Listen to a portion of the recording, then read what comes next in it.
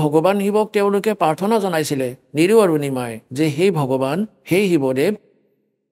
আগতেতো আমাৰ কোনো সন্তান নাছিলে আপুনি দয়া কৰিলে কমলৰ ওপৰত এই বালক দি দিলে এতিয়া ই একো খোৱা নাই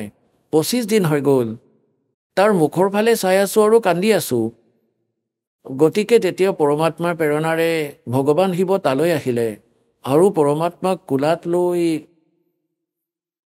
ক'লে যে আপোনাৰ সন্তানটো দেখুৱাওক এজন সাধু ৰূপত আহিছিলে শিৱদেৱ আৰু যেতিয়া পৰমাত্মাক কোলাত ল'লে তেতিয়া পৰমাত্মাই কবিৰ পৰমেশ্বৰে ক'লে যে হে মহাত্মা দেৱ এওঁলোকক কওক এজনী কুমাৰী গাই আনক আৰু তাৰ ওপৰত আপুনি নিজৰ আশীৰ্বাদ ভৰা হাত ৰাখি দিব তাৰ ওপৰত তেতিয়া কুমাৰী গায়ে গাখীৰ দিব সেই গাখীৰ খাম এনেকৈ কৰা হ'ল গতিকে এয়া পুণ্যাত্মাসকল এই ঘটনা আজিৰ পৰা 600 বছৰ আগতেই ঘটিছিলে আজিৰ লোকবেদ নহয় দন্তকথা নহয় যি দাসে শুনাই আছে এটাতো আপোনালোক নিশ্চিন্ত হৈ যাওক এই দাসে যি বচন ক'ব সেয়া অপ্ৰমাণিত নহ'ব সেয়া প্ৰমাণিত হ'ব